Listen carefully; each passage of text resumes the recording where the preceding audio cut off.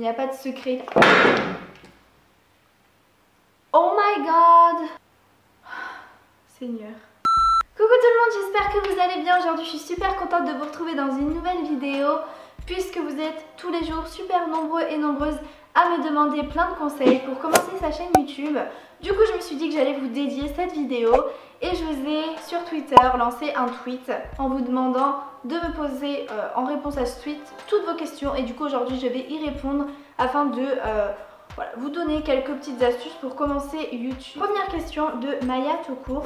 Comment faire pour augmenter notre audience? PS, je t'adore. Merci beaucoup. Alors, comment faire? Il n'y a vraiment pas d'astuce pour développer son audience. Il faut juste être actif partout, poster des vidéos régulièrement, être actif sur vos réseaux sociaux, répondre à tout le monde, tout ça. Et y mettre beaucoup d'amour dans vos vidéos, de le faire avec passion, de le faire avec vraiment de la précision. Je pense que voilà, il n'y a pas vraiment de secret, soit on vous aime bien, soit on vous aime pas malheureusement. Ensuite, Samy nous dit, est-ce qu'il faut une caméra Canon tout de suite pour avoir plein de vues et plein d'abos? Alors déjà, il ne faut pas être dans l'optique plein de vues, plein d'abos dès qu'on commence une chaîne YouTube parce que c'est quasi impossible. Voilà, on commence tous de rien, de zéro. C'est au fur et à mesure qu'on se crée une audience, qu'on se crée une communauté. Est-ce qu'il faut une caméra Canon pour commencer? Pas forcément, vous pouvez filmer avec un iPhone 6, c'est une très bonne qualité maintenant, c'est de la Full HD. C'est sûr qu'investir dans un réflexe par la suite, c'est vraiment mieux pour la qualité, pour le son, pour plein de choses finalement. Après Canon, pas forcément, moi j'ai un Nikon et il est très bien celui que j'ai. Ensuite, question de Jeanne. Est-ce qu'il faut faire des belles miniatures pour faire le buzz? Alors comme je l'ai dit précédemment, il ne faut pas être sur YouTube dans l'optique de faire du buzz.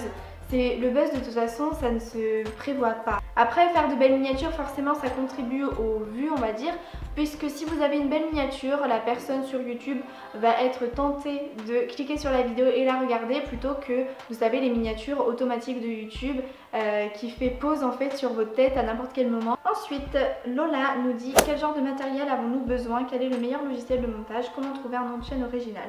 Donc pour le matériel, je pense que c'est bon. Pour le logiciel de montage, ça dépend si vous êtes Windows ou sur Apple. Moi j'ai fait les deux, voilà, j'ai évolué. Donc sur Windows, quand j'étais sur Windows, j'ai commencé ma toute première vidéo et la seule que j'ai faite avec ce logiciel, c'était Windows Live Movie Maker, voilà la base.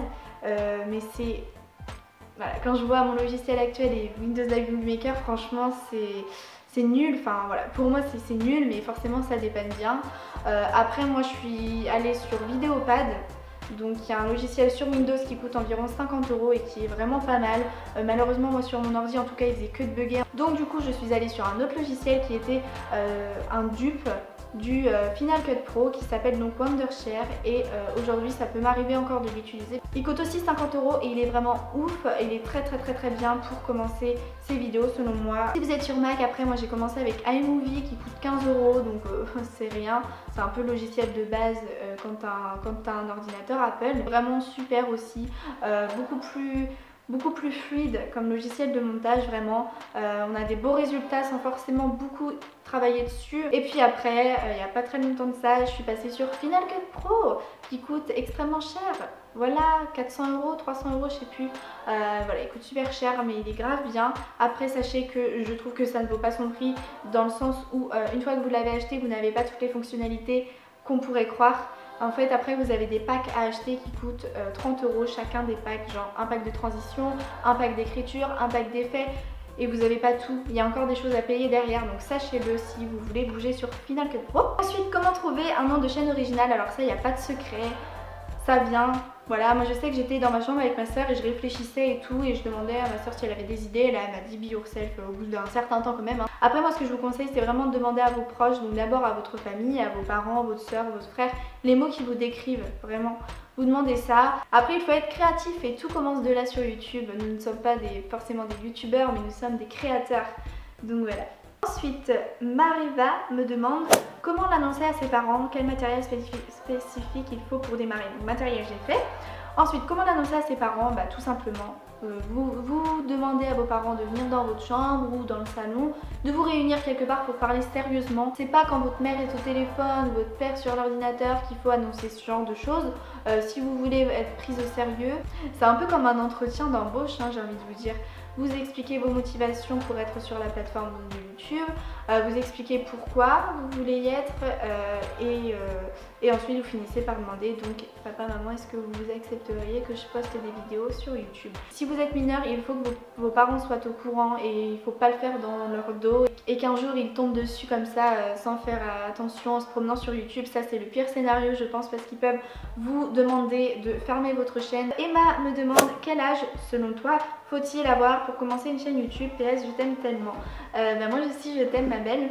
Donc quel âge il faut? Pour moi il n'y a pas d'âge étant donné que j'ai commencé à 12-13 ans, je sais plus exactement. Il faut surtout une maturité en fait. Si vous êtes une gamine dans la vraie vie et tout, faites pas de vidéos sur YouTube parce que ça peut être plus difficile qu'on ne le croit. À partir du moment où vous vous exposez sur YouTube, vous serez forcément jugé. C'est normal, vous ne pouvez pas plaire à tout le monde. Réfléchissez aussi si vous avez les épaules pour commencer une chaîne YouTube, pour pouvoir assumer. Après il y a un âge minimum, commencez pas à 10 ans non plus. Enfin je trouve ça assez ridicule quand même parce que c'est pas YouTube, c'est plus ce que c'était hein. C'est vraiment devenu quelque chose d'hyper sérieux. Ensuite un compte fan, BeYourself-LPB me demande comment faire face aux gens qui nous critiquent au collège, que faire comme première vidéo. PS, t'es trop belle, continue comme ça.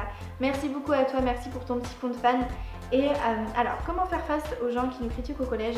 Déjà ça, mais je vous conseille juste d'avancer et de lever la tête et de leur sourire, vraiment de leur sourire au nez. Parce que oui, au collège, surtout au collège, mais surtout au collège, c'est le temple des gamineries. On va forcément se moquer de vous et franchement n'y faites pas attention.